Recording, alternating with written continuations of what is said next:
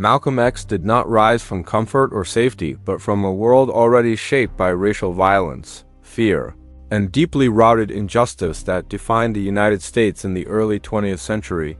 He was born into a nation that proudly spoke about freedom while violently denying that freedom to millions of its own citizens.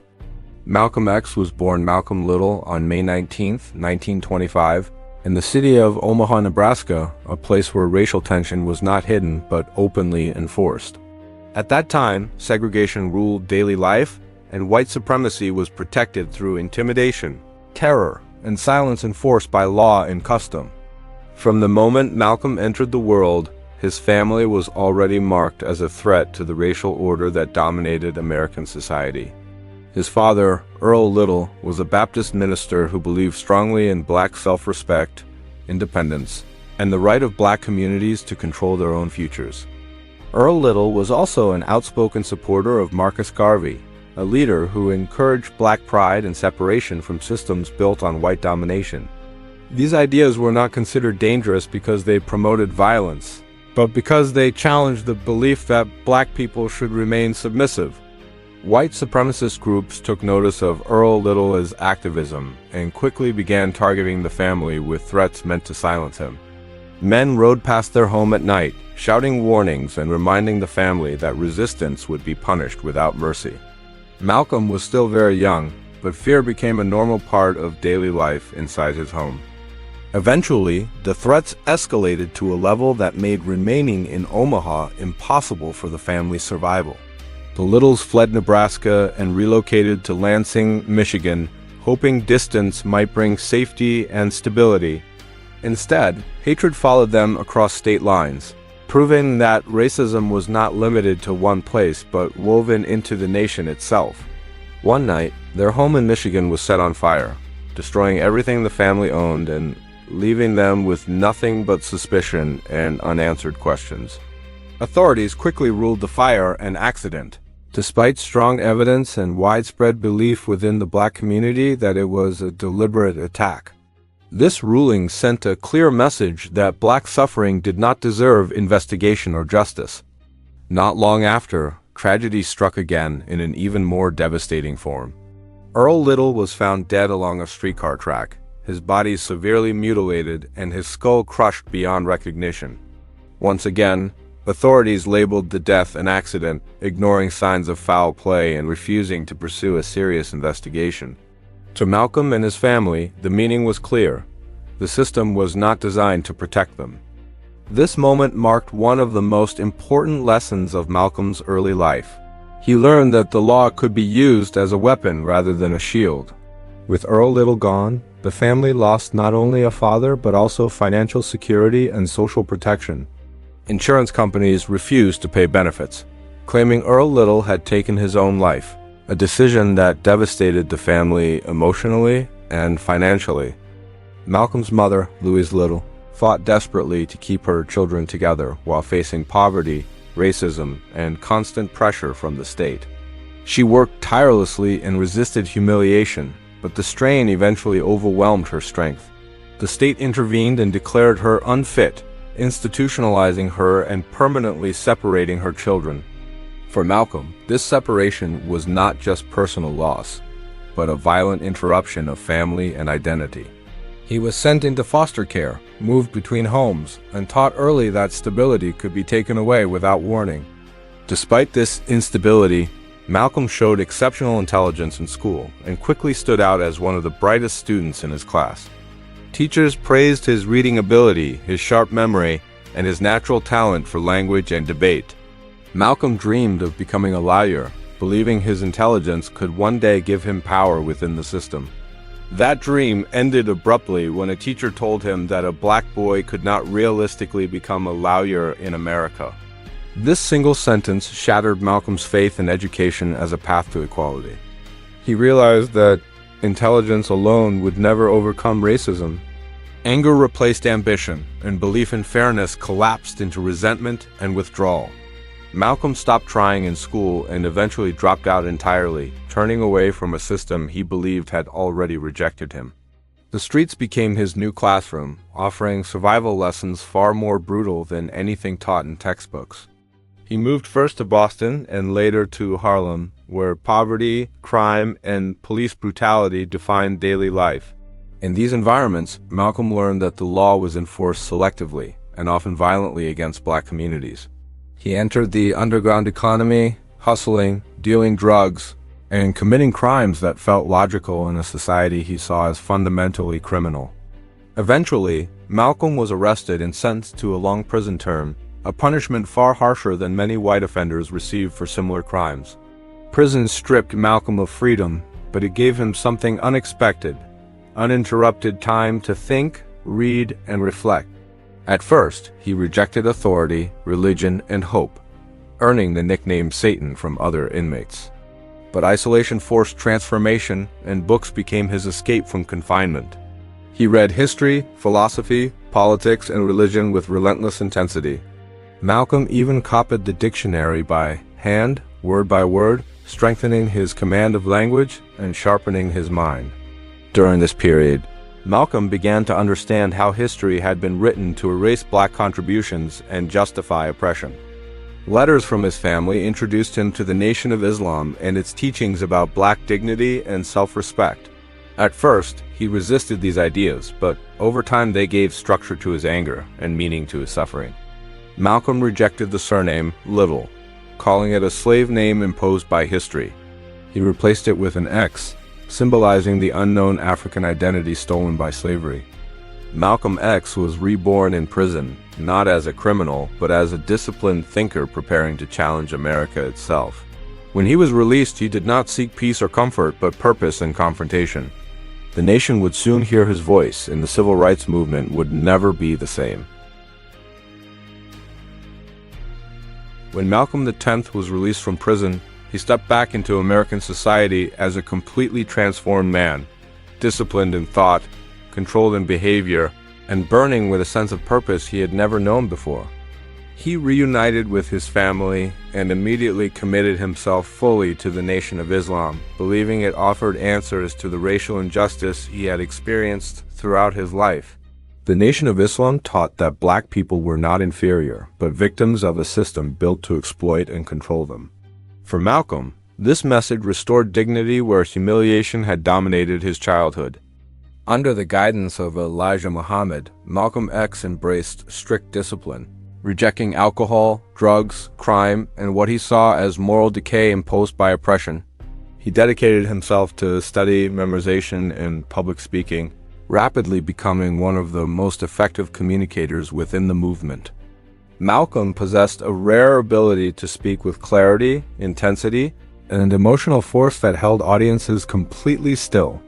His speeches were sharp, direct, and unapologetic, cutting through polite language and exposing uncomfortable truths about American racism. As Malcolm traveled between mosques, his reputation grew quickly among black communities who felt ignored by mainstream civil rights leaders. He spoke openly about police brutality, economic exploitation, and political hypocrisy, issues many leaders were afraid to confront publicly. Unlike activists who emphasized patience and gradual reform, Malcolm insisted that black people had the right to defend themselves against violence. He rejected the idea that suffering quietly would bring justice. This position made him controversial even within the civil rights movement. Malcolm argued that nonviolence was only meaningful if it was chosen freely rather than forced by fear. To many working-class black Americans, his words reflected lived reality rather than idealistic promises. As his influence grew, the media began to take notice. Journalists described him as dangerous, angry, and radical. Malcolm welcomed this attention. He believed exposure revealed the truth rather than hiding it. Television appearances brought his message into American living rooms, shocking viewers unused to hearing such direct criticism of the nation. Malcolm spoke openly about white supremacy as a global system rather than an isolated problem. He framed civil rights not as a request for inclusion, but as a demand for justice. Within the Nation of Islam, Malcolm rose rapidly through the ranks, becoming a national spokesperson and organizer. He helped expand the movement's membership dramatically. Mosques grew in size, public rallies multiplied. Malcolm's voice became inseparable from the organization's public image. Yet his growing prominence also created tension. Some leaders feared his influence overshadowed Elijah Muhammad. Internal jealousy and suspicion began to grow quietly. At the same time, Malcolm's thinking continued to evolve. He increasingly focused on political empowerment rather than religious separation alone. He began speaking about voting, international law, and human rights. These ideas went beyond the Nation of Islam's traditional teachings. Malcolm also became more aware of global struggles against colonialism and racism. He saw connections between African Americans and oppressed peoples worldwide. This global perspective reshaped his understanding of civil rights. He argued that Black Americans were not a minority seeking favors, but a people seeking liberation. Government agencies noticed this shift. The FBI monitored him closely. Informants attended his speeches. His movements were tracked. Malcolm understood this surveillance and spoke openly about it. He believed transparency was protection. Despite increasing pressure, Malcolm continued speaking boldly. He criticized politicians who promised progress but delivered little change. He warned that frustration without justice could lead to violence. These warnings were not threats. They were predictions. As his popularity grew, so did the distance between Malcolm and the Nation of Islam leadership. Private disagreements became impossible to ignore. Malcolm's independence frightened those who valued control. A breaking point was approaching. The voice that had lifted the Nation of Islam to national attention was beginning to outgrow its limits. Malcolm X stood at a crossroads. One path offered security through silence. The other demanded risk through truth. History would soon see which he chose. As Malcolm X's influence continued to grow, tensions within the Nation of Islam became impossible to hide, revealing deep disagreements about leadership, loyalty, and the future direction of the movement. Malcolm had become the most recognizable public face of the organization, and his popularity began to eclipse that of Elijah Muhammad himself. This visibility created resentment among leaders who feared that Malcolm's independence threatened the authority of the movement as founder. At the same time, Malcolm was undergoing a profound internal transformation that pushed him beyond the boundaries of the Nation of Islam's teachings. He began questioning the idea that racial separation alone could bring justice to Black Americans. Malcolm increasingly believed that political power and international pressure were essential tools for true liberation. His thinking shifted from religious doctrine toward broader human rights principles. A major turning point came when Malcolm publicly commented on the assassination of President John F. Kennedy. He described the event as the chickens coming home to roost, arguing that violence abroad and injustice at home inevitably return to the nation itself. The statement triggered national outrage and provided an excuse for the Nation of Islam to silence him. Malcolm was suspended from public speaking. He was ordered to remain silent. For a man whose power came from his voice, this punishment was devastating. During this enforced silence, Malcolm reflected deeply on his beliefs and his future. He realized that obedience would mean surrendering his integrity. The relationship between Malcolm and the Nation of Islam continued to deteriorate. Private disagreements became public fractures. Trust eroded completely. Eventually, Malcolm made the decision to leave the organization that had transformed his life. The break was painful. It was also dangerous. Former allies turned hostile. Threats followed him daily. Malcolm knew his life was at risk. Despite this danger, he felt free for the first time. Free to think. Free to evolve. Free to speak without restriction. Shortly after leaving the Nation of Islam, Malcolm embarked on a journey that would reshape his worldview entirely. He traveled to Africa and the Middle East. He made the pilgrimage to Mecca. This experience challenged many of his previous assumptions. In Mecca, Malcolm encountered Muslims of every race. He prayed alongside people with white skin, brown skin, and black skin. He witnessed genuine brotherhood across racial lines. This experience deeply affected him. Malcolm began to reconsider his views on race and separation. He realized that racism was not inherent to white people themselves, but to systems of power and oppression. This insight did not weaken his commitment to black liberation. It strengthened it. Malcolm now framed the struggle as global rather than strictly American. He connected African American oppression to colonialism in Africa and Asia. He spoke of human rights rather than civil rights alone. Civil rights could be denied by a nation. Human rights demanded international accountability. Upon returning to the United States, Malcolm's message had matured. He spoke with greater nuance. His anger remained, but it was now guided by clarity and purpose. He founded the Organization of Afro-American Unity. Its goal was political education and global solidarity. Malcolm encouraged Black Americans to understand their history. He urged them to participate in politics strategically. He emphasized self-respect, discipline, and unity. Despite this evolution, Malcolm remained critical of slow reform. He warned that patience without justice led only to despair. He refused to condemn self-defense. He argued that nonviolence should never be confused with submission. This stance continued to make him controversial, but it also made him authentic. Younger activists listened closely. Students felt seen. Radical voices found validation. At the same time, Malcolm faced increasing isolation. Mainstream civil rights leaders kept their distance. Government surveillance intensified. Threats became more frequent. Malcolm understood that transformation came with risk. He openly acknowledged that his life might be short, yet he refused to retreat. He believed silence would be a greater betrayal. Malcolm X had crossed a point of no return. He was no longer bound by any organization. He spoke only for himself, and that made his voice more powerful than ever. By the beginning of his final year, Malcolm X had become one of the most closely watched and misunderstood figures in America. Admired by many yet feared by institutions that thrived on control and silence. His break from the Nation of Islam left him exposed, without the protection of an organization, and surrounded by hostility from former allies who now viewed him as a traitor.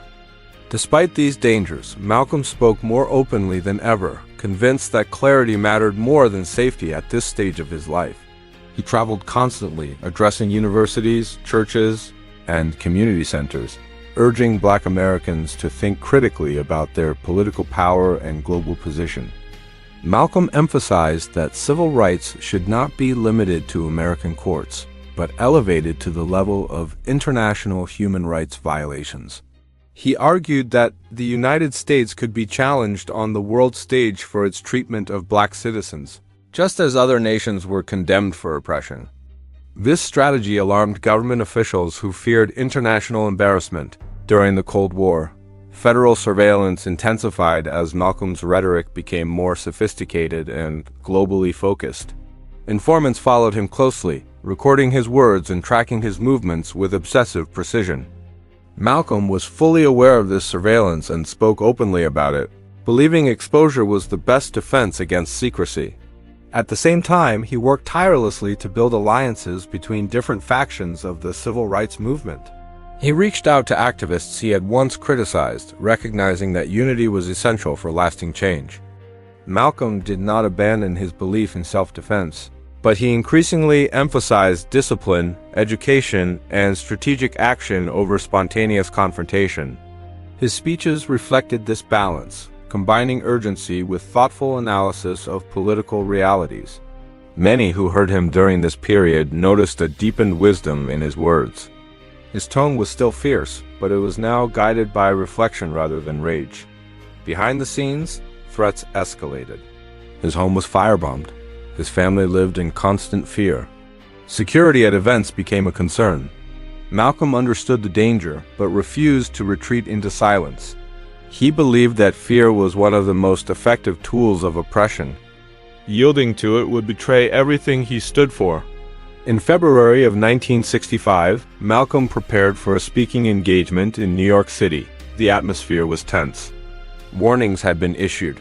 Still, Malcolm insisted on addressing the crowd. He believed that backing down would send the wrong message. On February 21st, Malcolm X took the stage at the Audubon Ballroom. He greeted the audience calmly. Moments later, chaos erupted. Shots rang out. Malcolm was struck multiple times. He collapsed. Attempts to save him failed. Malcolm X was pronounced dead at 39 years old. News of his assassination spread rapidly. Shock rippled through black communities across the nation. Grief mixed with anger. Many feared that a powerful voice for justice had been silenced forever.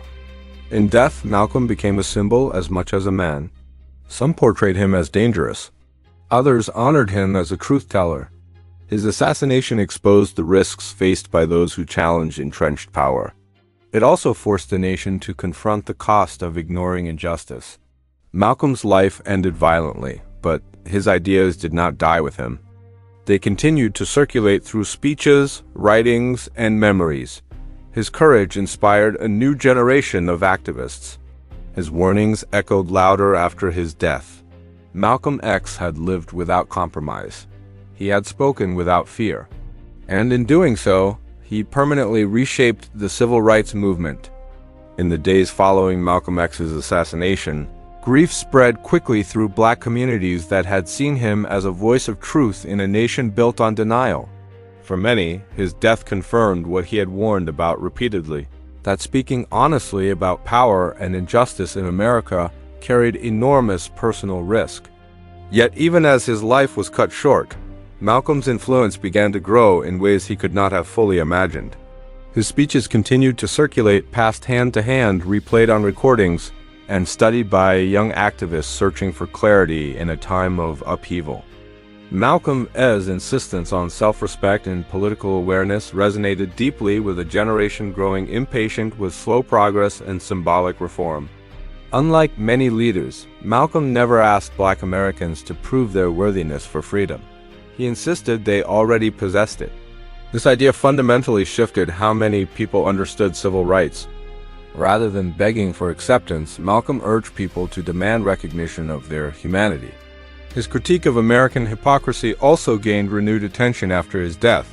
He had argued that democracy without equality was meaningless, that freedom without justice was an illusion.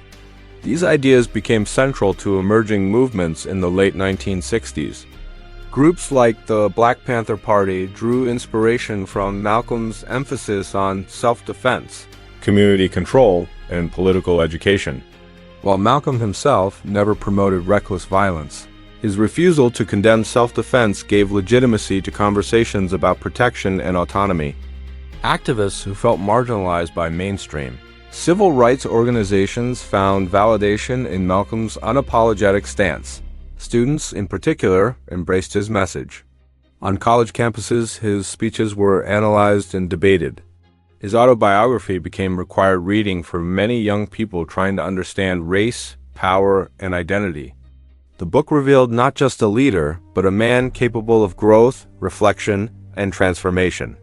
This honesty made Malcolm relatable in ways few historical figures achieve. He did not claim perfection. He claimed responsibility. Malcolm's legacy also complicated the traditional narrative of the civil rights movement.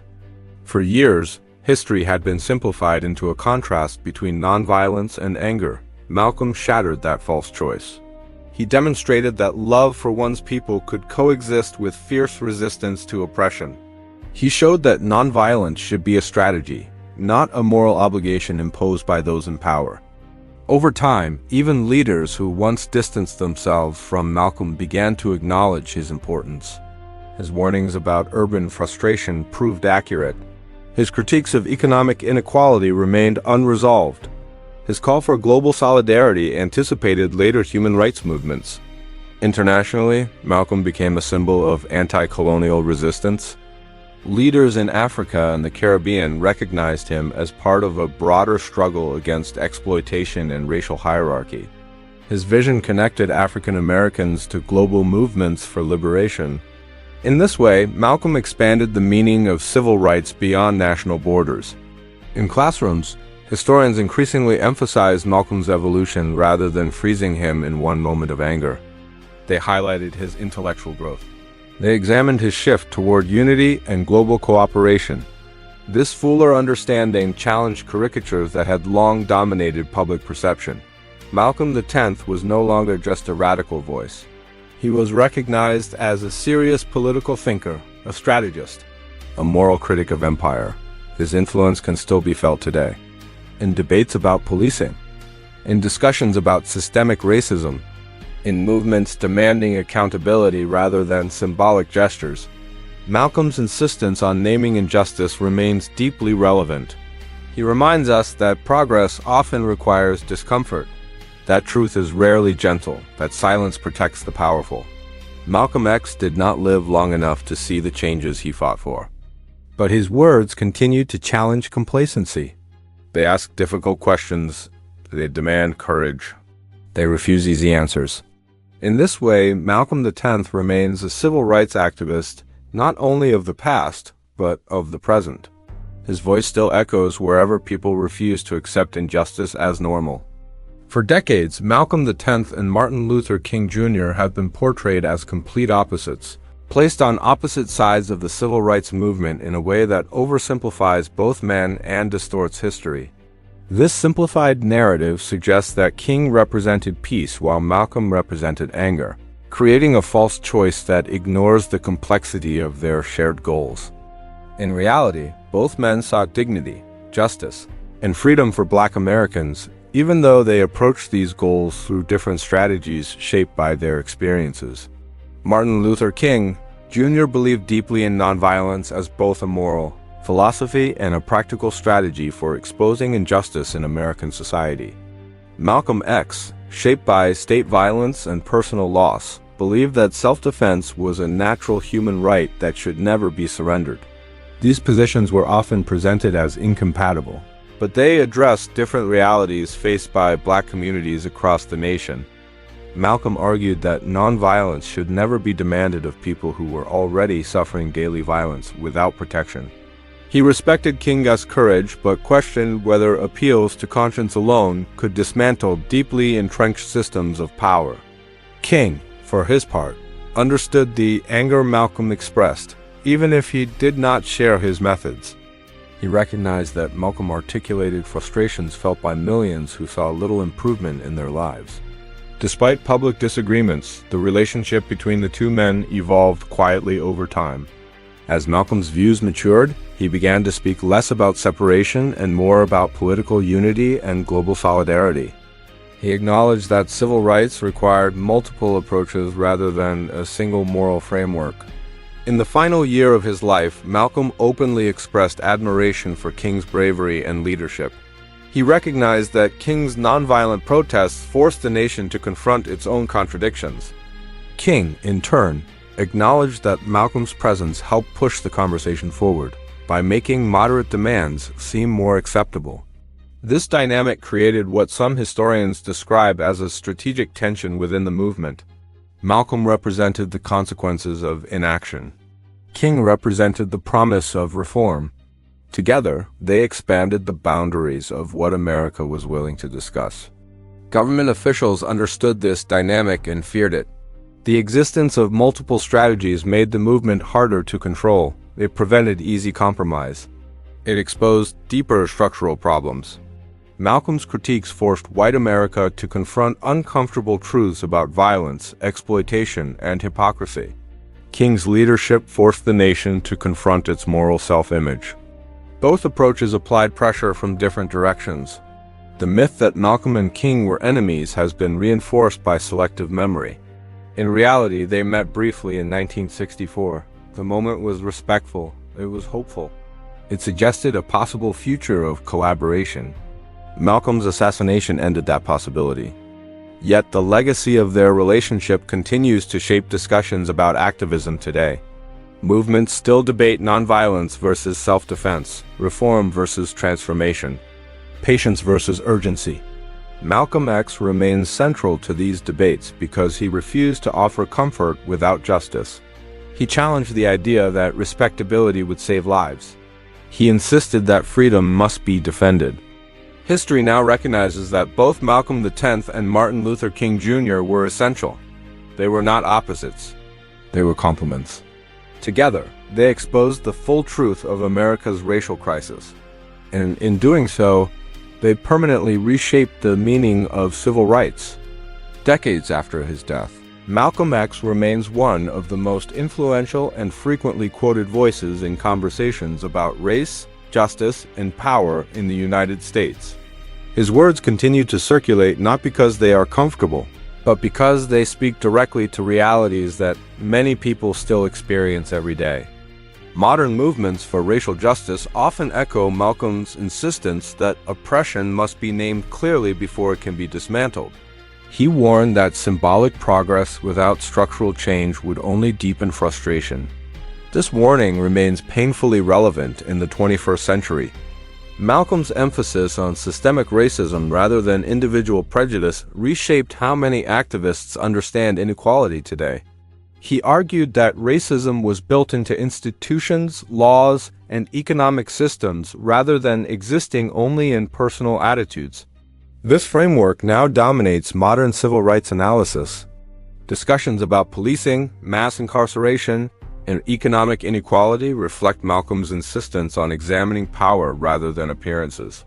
His belief that communities have the right to defend their dignity also resonates strongly in modern activism. Malcolm never glorified violence, but he rejected the idea that oppressed people must remain defenseless in the face of brutality. This distinction continues to influence debates about protest, self-protection, and resistance. Younger activists often turn to Malcolm's speeches when questioning calls for patience and restraint. They recognize in his words a refusal to accept delay as justice. Malcolm's critique of respectability politics has gained renewed attention in recent years. He challenged the idea that behaving correctly would protect Black people from violence or discrimination. History, he argued, showed that obedience had never guaranteed safety. This argument is central to contemporary discussions about protest and public expression. Malcolm's global perspective also feels increasingly relevant in a connected world. He framed the Black freedom struggle as part of a broader fight against colonialism and exploitation. Today's activists often draw similar connections between racial justice, economic inequality, and international human rights. Malcolm's insistence on political education remains one of his most enduring contributions. He believed knowledge was a form of power that could not be taken away. Modern grassroots movements echo this belief through community education and historical awareness. Malcolm's life story itself serves as a powerful lesson. It demonstrates that people can evolve, that beliefs can deepen, that growth does not weaken conviction. This capacity for change makes Malcolm particularly relatable to new generations. He did not present himself as flawless. He presented himself as honest. In a time when activism is often reduced to slogans, Malcolm's insistence on critical thinking stands out. He urged people to question narratives, examine motives, and resist manipulation. This message remains vital in an age of misinformation and distraction. Malcolm X continues to challenge America's conscience. He asks whether justice has truly been achieved or merely postponed. He demands accountability rather than comfort. His relevance is not accidental. It endures because the conditions he confronted have not fully disappeared. As long as inequality persists, Malcolm's voice will remain necessary. He reminds each generation that civil rights are not given freely. They are demanded, defended, and continuously redefined. Malcolm X's image in the media has often been distorted, reduced to a caricature of anger, aggression, or extremism, a portrayal that obscures the complexity of his thought and the depth of his moral vision. For decades, television, newspapers, and popular culture focused on his sharp rhetoric, the fire in his voice, and his uncompromising criticism of white supremacy, often ignoring the thoughtful reflection and strategic intelligence behind his words. This simplified portrayal created the illusion that Malcolm X was merely a symbol of rage, contrasting him sharply with Martin Luther King Jr., whose nonviolent approach was easier for mainstream media to frame as morally acceptable. The effect of this distortion was profound. Generations of Americans learned to fear or dismiss Malcolm's ideas without ever engaging seriously with his arguments or the historical context in which he spoke. In truth, Malcolm X was a meticulous thinker who carefully considered strategy. morality, and the global implications of civil rights struggles. He spent years studying history, religion, and philosophy, understanding both the immediate needs of his community and the broader systemic forces that maintained oppression. Malcolm recognized that effective activism required knowledge, discipline, and courage, and he demanded these qualities not only from himself but from the communities he served. His insistence on truth-telling made him uncomfortable to many, including journalists, politicians, and even some members of the civil rights movement who preferred more palatable messages. Malcolm's refusal to compromise, combined with his eloquence, amplified both admiration and fear, solidifying his role as a polarizing figure in the eyes of the public. Yet, when carefully studied, his speeches reveal a man deeply committed to justice, human rights, and the empowerment of oppressed communities. He challenged both Black and white Americans to confront difficult truths that many preferred to ignore. He explained that symbolic gestures, polite language, or superficial reforms were insufficient when structural racism persisted in schools, workplaces, and legal systems. This insistence on substance over appearance is one reason his work remains relevant to contemporary movements, where performative allyship and token gestures are often critiqued. Media simplification also obscured Malcolm's global vision, which connected African American struggles to anti-colonial movements in Africa, Asia, and the Caribbean. He consistently emphasized that racial oppression in the United States was part of a larger system of global exploitation that could only be challenged through coordinated political action and international solidarity. By framing civil rights as a global human rights issue, Malcolm elevated the movement beyond domestic politics, forcing American institutions to confront criticism on the world stage. Despite these complexities, the public often received only fragments of his message, focusing on provocative quotes while ignoring his calls for education, discipline, and unity within Black communities. This selective framing contributed to the perception that Malcolm X was a threat rather than a leader seeking justice. It also discouraged nuanced discussion about self-defense, political empowerment, and strategic activism. Malcolm himself was aware of these portrayals and often addressed them in speeches, warning that misrepresentation was a tool used to divide and weaken movements. He argued that simplified narratives protected the powerful while silencing voices that demanded accountability. His critique of media manipulation remains strikingly relevant in today's era of social media, viral headlines, and widespread misinformation. By examining Malcolm X in full context, rather than relying on stereotypes, one can appreciate his intelligence, moral courage, and strategic vision for justice. He was neither perfect nor infallible, but he was unwavering in his refusal to remain silent in the face of systemic oppression. His life challenges us to think critically about power, responsibility, and the cost of speaking truth. It also reminds us that movements for justice are complicated, messy, and often misunderstood by those who only observe from a distance.